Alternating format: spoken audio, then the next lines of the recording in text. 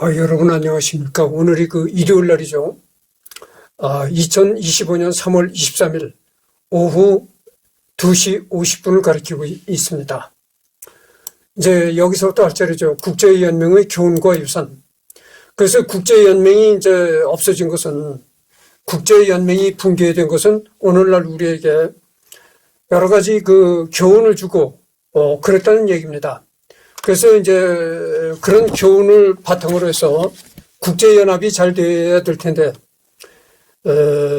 오늘날 유엔은 국제연맹이 멸망한 것처럼 그와 비슷한 행로를 가고 있다는 거죠. 그래서 오늘날 국제연합은 이름뿐인 유명무실한 그런 국제기구가 되고 말았다, 이런 얘기입니다. 국제연맹에서 교훈을 얻은 유엔은 철저하게 탈퇴와 배제를 하지 않는다는 데 중점을 둔다. 물론 팔레스타인, 대만, 세르비아, 남아프리카 공화국처럼 예외적인 케이스가 있고 냉전 시대의 대한민국과 북한도 수십 년간 이런 케이스였다. 그러니까 탈퇴와 배제를 하지 않는데, 회원국들이 철저하게 탈퇴와 배제를 하지 않는데 중점을 둬야 된다. 이러한 생각은 철저하게 열강에게 유리하게 짜여지고 탈퇴하면 실이 더 많을 정도로 막강한 권한이 주어지는 상임 이사국제도에서 엿볼 수 있다. 안보리가 불공평한 건 사실이지만 핵무기 등장과 뒤이은 냉전으로 인류 공멸 가능성은 더더욱 높아진 상황에서 다른 답이 없었다. 만장일치 제도 폐지하고 다수결과 군사력을 바탕으로 한 직접적 개입과 여러 단체를 포괄하는 더욱 큰 조직을 만들게 된다. 그 대표적인 첫 개입이 바로 6.25 전쟁이다. 그렇죠? 내가 전번 시간에도 얘기를 했지만 이 6.25 전쟁이 일어나자 유엔에서 안보리 회의가 소집돼 가지고 정말 침략자를 무찌르기 위해서 민주 자유 세계를 지키고 침략자를 무찌르자는 그런 일관된 단합을 해가지고 유엔군이 파병이 됐던 것입니다. 그렇게 강력했던 유엔군이 지금은 정말 껍데기만 남게 됐다고 하죠. 유명무실하다. 이름뿐이다 그러죠. 그래서 내가 전번 시간에도 얘기했지만 또다시 한국전쟁이 터진다면은 유엔군이 오는 것이 아니라 개별적으로 온다 이거죠. 이제 개별적으로. 이렇게 실패한 국제연맹에서 교훈을 얻은 유엔이었기에 2차 대전 종결 후의 국제사회가 대충 전반적으로 인권의 신장과 평화로운 상태를 유지해 왔다. 물론 평화는 어디까지나 유럽과 북아메리카를 위시로 한 선진국들과 강대국들의 국한에서 유지됐지만, 하지만 현대의 국제연합이 국제연맹의 실패를 완전히 극복했느냐고 한다면 그렇게 말하기는 어렵다. 국제연맹에서 추구했던 국제연대를 통한 평화 유지는 여전히 요원하지 않기 때문이다. 여전히 요원하기 때문이다. 현실적인 이유로 6.25 전쟁과 같은 사례의 적극적인 개입은 유엔에서도 두 번 다시 나오지 않았고, 그렇지 않나요? 그래서 유엔의 6.25가 일어났을 때 유엔군이 그렇게 적극적으로 개입한 것은 처음이자 마지막이 될 것입니다. 각 나라의 입장 차이와 현실적 제약 때문에 평화 유지군은 그야말로 제한적인 치안 유지 임무 정도로만 한정된다. 이를 반영한 호텔 르완다의 명언이 우리가 여기로 온 건 평화 유지군으로서, 평화 창조군으로서가 아니다라고 한다. 그러니까 유엔군이라는 건 하나의 평화 유지군에 불과하다 그러죠. 그렇지 평화 창조군이 아니다 이런 말입니다. 냉전기 이후 평화를 유지하는 국제기구로서 유엔에 관심이 늘어나지만 탈냉전기 내내 유엔은 그 기대에 부응하지 못했고, 때마쳐 일어난 르완다 학살과 유고슬라비아 전쟁에서의 학살은 그 분위기를 가중시켰다. 더 나아가 이라크 전쟁은 강대국들은 명분 없는 전쟁을 마음대로 시작해도 막을 수 없다는 것을 부각시켰으며, 2022년 러시아의 우크라이나 침공이라는 2차 대전 이래 없었던 유럽 대륙에서 강대국이 동반된 전면전까지 벌어지면서 평화 유지 기능은 거의 수행하고 있지 못함을 보여줬다. 전번 시간에도 내가 말했던 게 그대로 여기 나오는 겁니다. 지금 러우 전쟁이 4년째 계속되는데도 유엔이 거기서 개입해가지고 뭐 이렇다기에 평화를 위한 뭐 실적을 내는 게 있나요? 그리고 이스라엘과 하마스가 그렇게 또 전쟁을 한데도 거기에도 뭐 강 건너 불 보듯이 바라만 보고 있잖아요. 거기에 뭐 유엔이 어떻게 적극적으로 개입해가지고 하는 게 있습니까? 그러니까 이 오늘날 유엔도 과거의 국제연맹과 아주 흡사한 길을 가고 있다 이런 얘기죠. 국제연맹 관할치. 국제연맹이 국가는 아니었지만 베르사유 조약에 따라 자유시 보호령, 위임 통치령 등 명목상 국제연맹 관할 지역들이 존재하였다. 단치 자유시.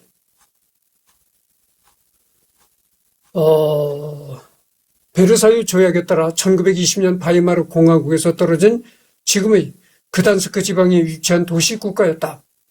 면적은 1966제곱킬로미터였고 인구는 1923년 기준으로 36만 6,370명이었는데 주민의 95%가량이 독일계였고 나머지가 폴란드계였다. 폴란드는 이곳에 자국군을 주둔시킬 수 있었고 세관도 통제할 수 있는 등 폴란드에 종속된 경향이 강했다.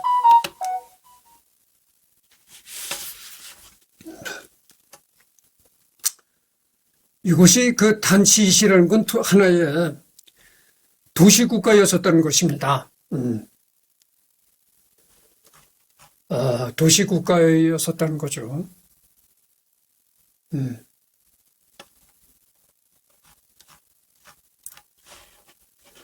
단치 자유시라는 게 하나의 도시국가였다 이런 얘기입니다.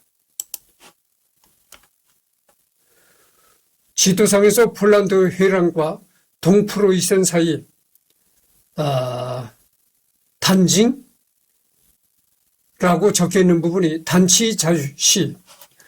오늘날 그단스크시 베르사유 조약 체결 당시 폴란드 회랑을 폴란드에 넘길 때 단치시는 유독 독일계가 많았던 서프로이센 지역에서도 워낙 독일계가 대다수였기에 국제연맹 관할의 자유시로 분류하게 된다. 국제연맹은 1920년 1월 10일 영구 중립의 도시 국가로서 단치히를 독립시켰는데 독자적 화폐와 깃발도 있었고 25만 명의 인구로 나름대로 번성했다. 하지만 이와 별개로 단치 자유시는 폴란드에 매우 종속돼 있었는데 폴란드는 자국군을 자유시 내에 주둔시킬 수 있었으며 세관 통제 및 항구의 자유로운 이용이 가능했다. 애초에 이 자유시 설립 목적이 폴란드에 넘기려고 했는데 주민 구성상 넘기기 못해서 세워진 것이니 1939년 나치 독일이 폴란드 침공에 단치 주민들은 적극 협조하였고 폴란드 침공 이후 독일에 편입되면서 폴란드 제2공화국과 함께 멸망했다. 이 폴란드가 단치시를 사실상 식민지처럼 이렇게 만들었다는 거죠. 그랬는데 독일의 나치가 그 폴란드를 집어먹었잖아요. 폴란드를 집어먹으니까 이 폴란드 식민지처럼 되어 있던 단치시도 독일의 수중으로 들어가겠다 됐다 그죠. 그래서 현재는 이 독일 영토로 되어 있다 이런 얘기입니다. 자르 분지 지역. 프랑스 2차 세계대전 이후의 보호령에 대한 내용은 자르 보호령 문서를 참고하십시오.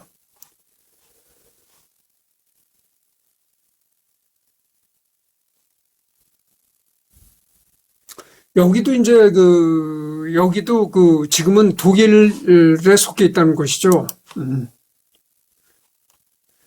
베르사유 조약에 의해 독일에서 분리되었다. 독일계가 대다수였지만 프랑스에 매우 종속돼 있었다. 여러 부분에서 단치 자유시와 매우 유사하다. 1935년 제1차 자르 국민투표로 나치 독일에 환원되었다. 여담으로 프랑스는 제2차 세계대전 종전 이후에도 자르 보호령이라 하여 한 번 더 이 지역의 영향권 하에 뒀으나 1955년 제2차 자르 국민투표로 서독에 환원되었다. 클라이 페다 지역,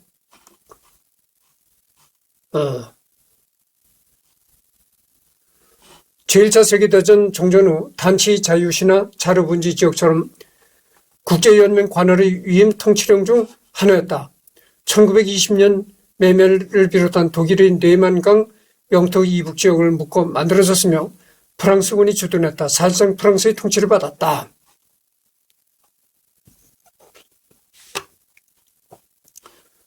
(1921년) 일어난 단체가 개최한 비공식 주민투표에서 독립국가 수립에 75%가 찬성했다. 1923년 프랑스가 루르 점령을 위해 프랑스군을 이곳에서 대부분 철수시키자 리투아니아 정부는 시민들에게 봉기를 사주한 후 점령했다. 이후 주민투표 실시 후 리투아니아에 편입되었다. 이후 1939년 나치 독일의 최후 통첩으로 다시 독일에 넘어갔다가 독일의 제2차 세계대전 패전 이후 리투아니아의 SSR에 편입되었다.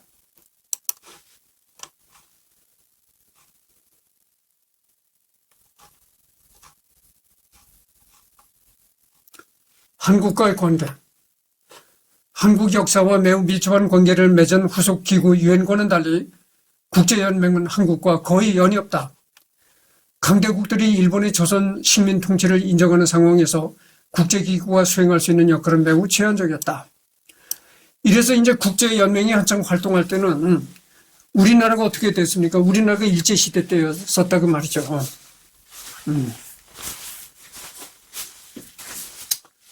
이제 내가 이렇게 자꾸 여기를 누르는 것은 지압하는 그런 겁니다. 하나의 지압이죠, 지압.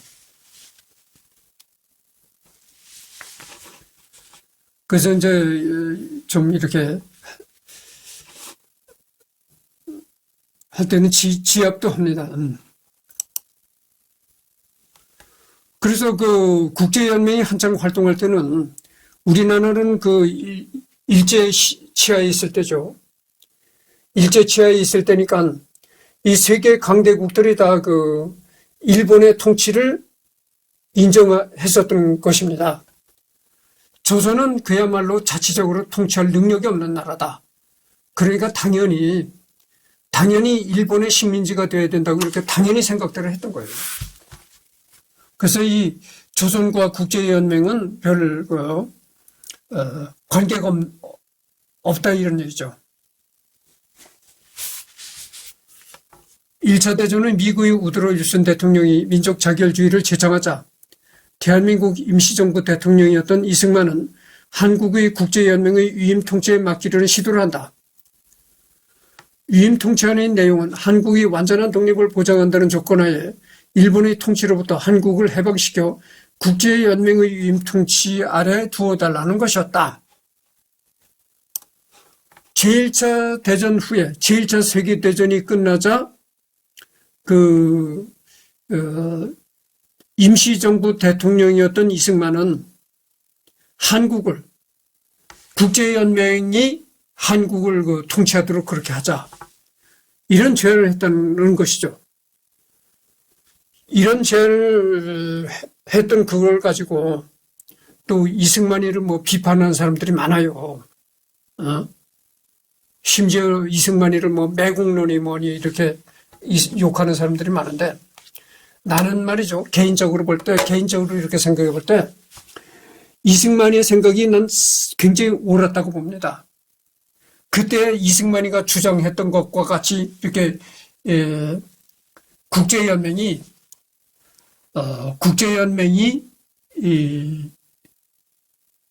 이렇게 한국을 통치했더라면은 아마 지금쯤은 이렇게 한반도는 분단이 되지 않았으라고 봅니다.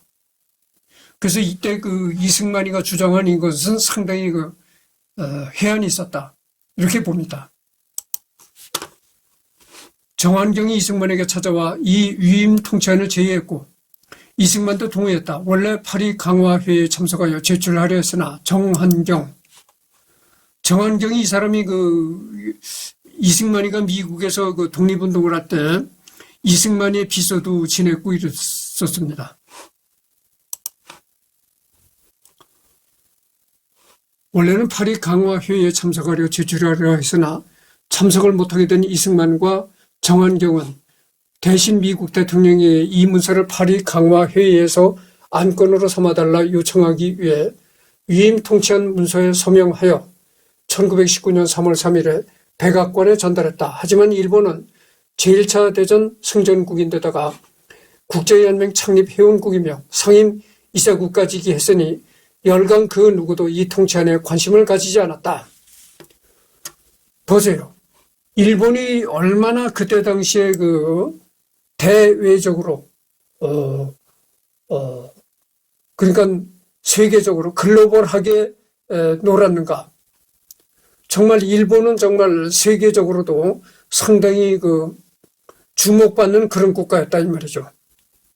그와 반면에 이 조선이라는 나라는 세계적인 그런 시각으로 볼 때는 아무것도 아니었다. 보세요. 일본이라는 나라는 말이죠. 제1차 대전의 승전국이었다는 것이죠. 1차 대전의 승전국인데다가 국제연맹의 창립회원국이었다. 국제연맹을 창립한 창립 멤버였다. 거기다가 상임 이사국이 있기까지 했다. 그래서 얼마나 일본이란 존재가 세계 속에 정말 일본이라고 해야 될 정도로 그렇게 일본이 상당했었던 거죠. 그와 반면에 조선이라는 나라는 알지도 못했고 조선이라는 나라가 도대체 지구에 어느 쪽에 붙어 있는지도 모르고 이런 그 신세였었다 이 말입니다. 그래서 이때는 누구나 여기 나오잖아요. 일본의 한국 식민 통치 자체는 인정되고 있었다. 모든 세계의 모든 그 선진국들이 일본이 한국 통치라는 걸 다 인정을 했던 거예요. 조선은 위기한 나라니까 일본이 통치할 수밖에 없다. 우리가 다 인정해 주마. 이랬던 거예요. 아니 미국도 일본이 조선을 통치하는 걸 인정해 줬다니까. 공식적으로 인정해 준 거예요. 조선이란 나라는 너무나 미개해가지고 자체적으로 통치할 그런 능력이 없는 나라다. 그러니까 일본의 통치를 받는 것은 너무나 당연하다. 아니 미국도 이렇게 공식적으로 인정을 해줬던 거예요. 그런데 이게 나중에 일본이 미국을 상대로 전쟁을 벌이는 바람에 이게 그렇게 됐지. 일본이 미국을 상대로 전쟁을 벌이지만 않았으면은 어떻게 됩니까? 지금도 일본 통치를 받고 우리가 사는 거예요. 우리는 영원히 조선이란 나라는 영원히 잊어버리고 일본 국민으로서 살아가는 겁니다. 지금 그렇게 들으면 어떻게 되겠어요? 조선의 역사는 우리가 전혀 알지도 못하는 거예요. 알 수도 없는 거예요. 조선의 역사를 누가 가르칩니까? 안 가르치죠. 조선이라는 나라는 이 지구상에 완전히 없어진 나라니까 그 조선이라는 나라의 역사를 누가 뭐 가르치는 사람도 없고, 그러니까 완전히 우리는 일본 국민이 돼서 일본 역사만 배우고 이렇게 지금 현재 이렇게 됐다고 하죠. 근데 참 불행 중 다행으로 일본이 미국과 전쟁을 벌이는 바람에 불행 중 다행으로 이제 조선이라는 나라가 이제 되살아났던 거죠.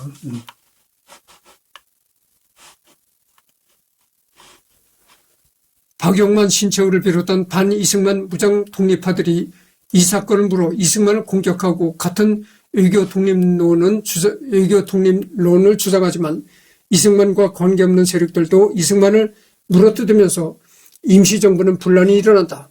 그런데 이 연합국에 의한 위임 통치라는 것은 안창호와 김규식도 유사한 주장을 했고 정한경이 작성한 것을 이승만이 전달한 것이며 영국, 프랑스의 위임 통치를 받았던 이라크나 시리아, 레바논 같은 중동 아랍권 국가들이 훗날 독립한 사례가 있다. 보세요.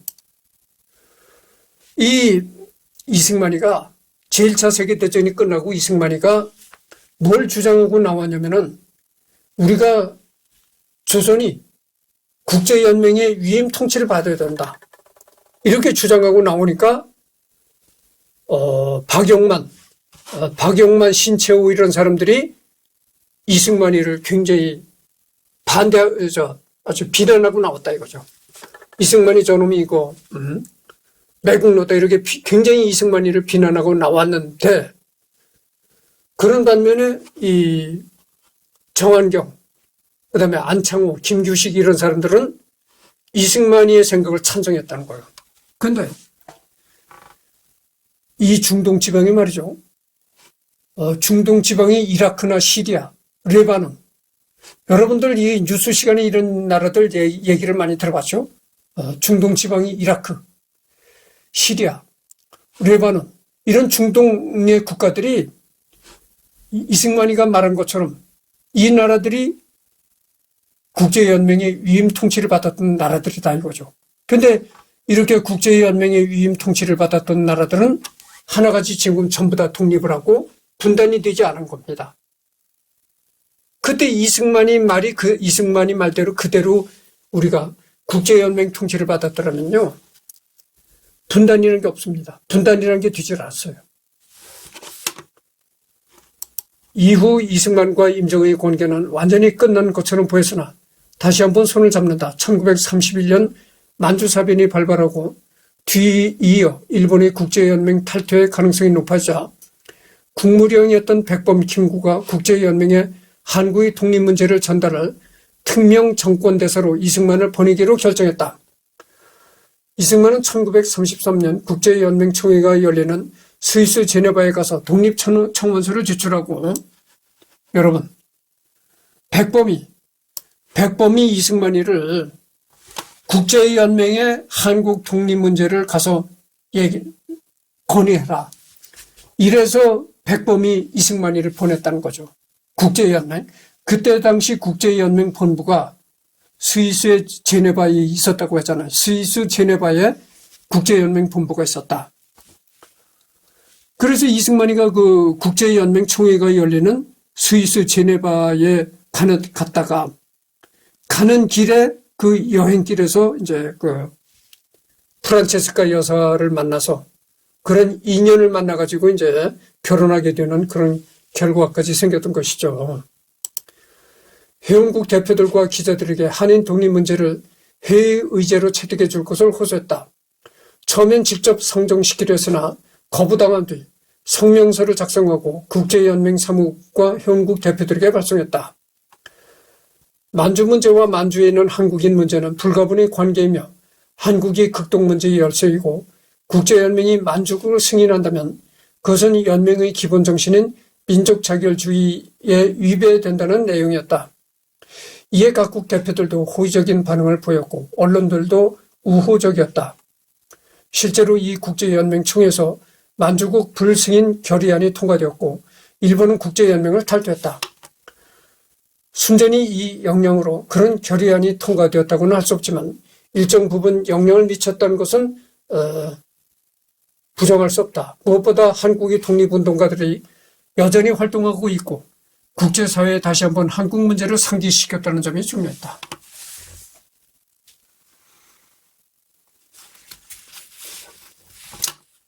그래서 그때 이승만이가 여러 가지 그 문서를 작성해가지고 국제연맹 사무국과 회원국 대표들에게 그 문서를 발송했다는 것이죠. 그래서 이 일본이 지금 한국을 통치하고 있는데 이것은 국제연맹의 정신과도 배치된다. 국제연맹의 평화적인 정신과 굉장히 이렇게 배치되는 일이다. 이런 것을 국제연맹 회원국들에게 대대적으로 이제 홍보하고 알렸다는 거죠. 그리고 일본이 차지하고 있는 만주를, 일본이 차지하고 있는 중국의 만주를 국제연맹이 이거를 묵인해 준다면 그거는 국제연맹의 그 평화적인 정신에도 매우 위반된다. 이런 그 일본의 만행을 그 국제연맹 회원국들에게 굉장히 선전하고 알렸다는 것이죠.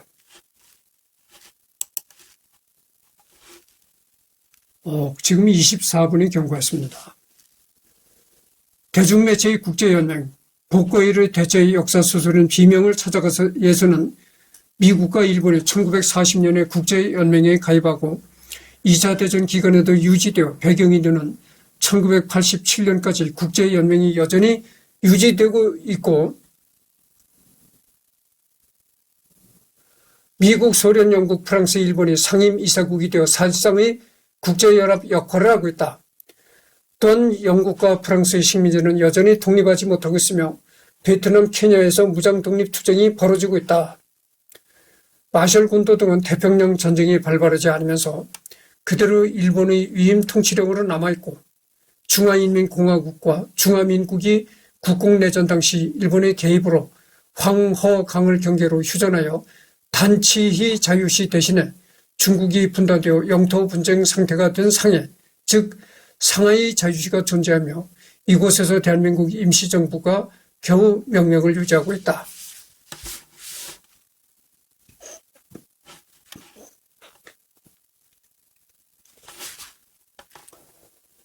만약에라는 대체의 역사소설 에세이집 2권에서는 존 루카치는 시어도 루즈벨트가 1912년 대통령이 되었다는 가정을 한다. 여기서 루즈벨트는 닥치고 내 말 들으라는 식으로 일단 전쟁을 종결시키고 만국 평화회의를 연 뒤 미국을 포함한 대부분의 국가를 강제로 가입시키는 쾌거를 보이지만 결국 전쟁은 또 일어나고 만다는 암시를 준다. 이것은 1차 대전이 온건하게 끝났다고 해도 2차 대전의 발발이 어느 정도는 필연이었다는 시각을 반영한다. 심지어 러시아 혁명을 차단했다는 가정하에서도 바로 앞의 앨리스 테어 혼이 쓴 엠스 전보 사건과 보불 전쟁 발발의 가능성이 나폴레옹 3세의 침착한 태도 덕에 사라지면서 양차 세계대전이 일어나지 않게 되었다는 가정과는 상충되는 점, 바로 뒤 로버트 L. 오코넬의 가정에서는 독일이 승리하지만 독일 11월 혁명으로 전쟁은 대충 정리되고 일선의 계획은 한 방에 씹힌다.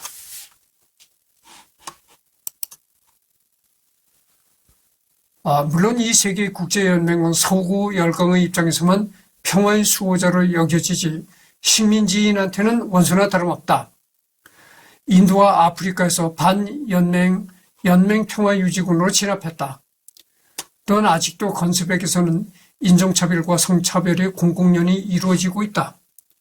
이 세계에서도 당연히 한국은 일본 제국의 지배하에 있었다. 사실상 연맹은 세계과학위원회의 지시를 받고 있는 꾹뚝가시일 뿐이다.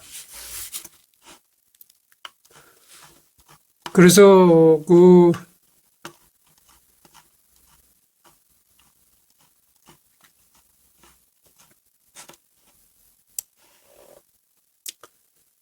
국제연맹의 붕괴는 다 했고 다른 곳으로 또 국제연맹의 실패는 이제 다 했습니다. 그 다음에 나오는 게 뭡니까? 선진 제국주의와 후발 제국주의 충돌, 여기로 넘어가도록 하겠습니다.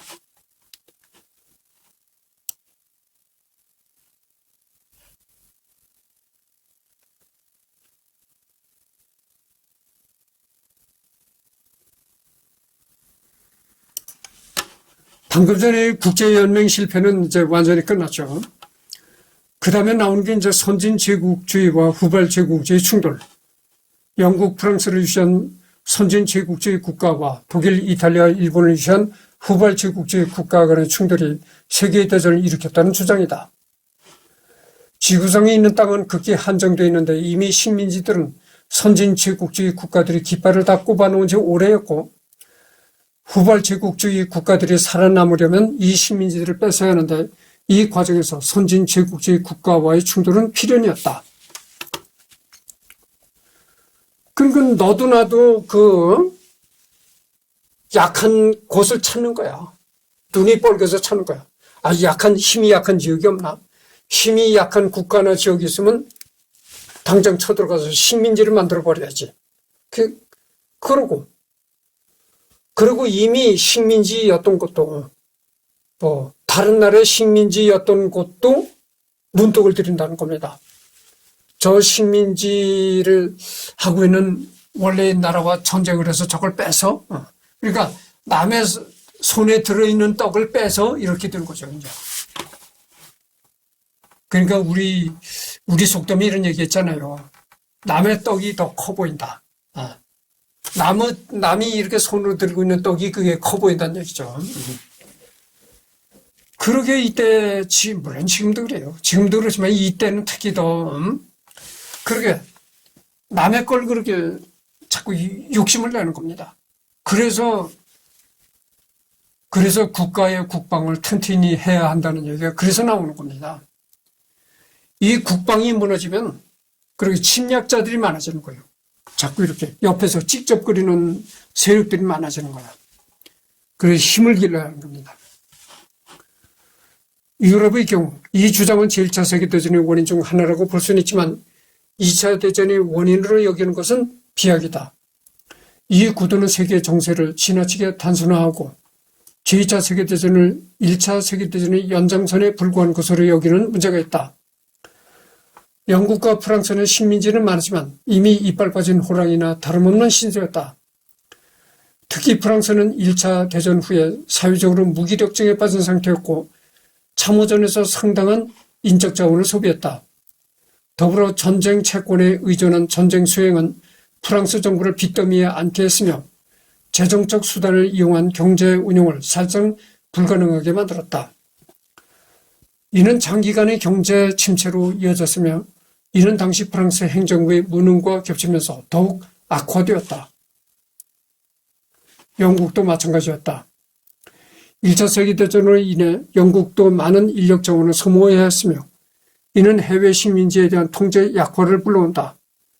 또한 시급한 본국의 문제 해결을 위해서 해외 식민지는 뒷전을 밀려났고 대공황을 견뎌내기 위해서 벌인 일련의 정책들은 식민지 내부의 격심한 반발을 불러일으켰다. 경제적 역량도 소모되고 있었다. 산업국가로서의 영국의 기술 역량은 이미 독일과 미국에 추월당한 지 오래였다. 이런 독일의 산업화와 군비 증강이 1900년대 유럽 국가들의 군비 경쟁의 원인이었으며 이것이 1차 세계대전으로 이어진 것이다. 이런 식민지 경쟁이 극에 달한 것은 1차 세계대전 이전이며 1차 세계대전의 최대 수혜자인 미국이 국제정치에 나서기 시작하면서 19세기 제국주의 국제정세는 의미가 퇴색되기 시작했다. 따라서 이 주장은 제1차 세계대전의 원인일 수는 있어도 2차 세계대전의 원인이라 보기는 힘들다. 1차 세계대전과 2차 세계대전의 발발 방식은 판이하게 다르며 전쟁을 정당화한 이데올로기도 매우 다른 형태를 띈다.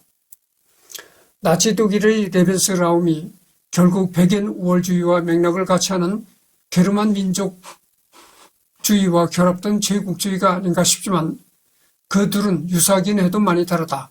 19세기 제국주의 국가들의 백인 우월주의가 계몽 정신에 입각하여 무지몽면 야만인을 계도하는 것이 목적이라면 나치 독일의 파시즘은 일등민족과 열등민족을 분리하고 일등민족의 생존과 번영을 위해 열등민족을 착취하는 것이 목적이었다. 실제로 제국주의 정책들을 정당화시키는 기제 중 가장 중요한 기제는 선교였고 불신자들에게 믿음을 전파하는 것은 과거 중세부터 이어져 온 성전이며 구원 행위니 말이다. 물론 실제 운영에서 19세기 선진 제국주의 국가들의 식민지 통치 방식은 다분히 파시즘적이었다. 실제로 야만인의 계도라는 게 그들의 언어와 전통을 말살하여 서양의 사상과 문물을 도입하는 것이 본 목적이었고 실제 운영에 있어서는 착취를 목적으로 하는 행정이 일상적이었다.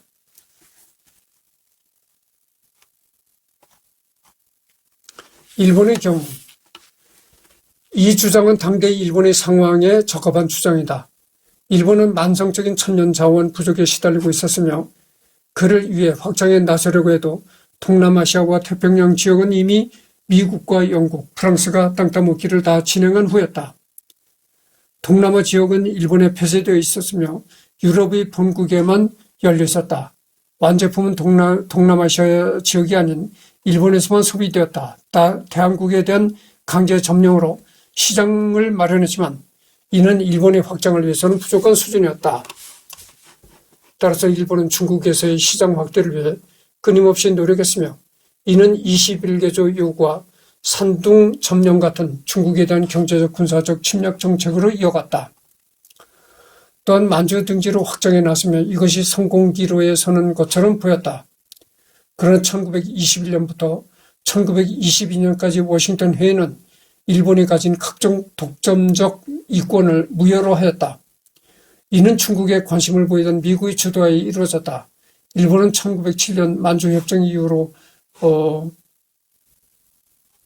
협력 관계했던 제정 러시아를 1917년에 공산혁명으로 상실시켰고 석유 공습량 80%를 차지하던 미국에 고분고분할 수밖에 없었다.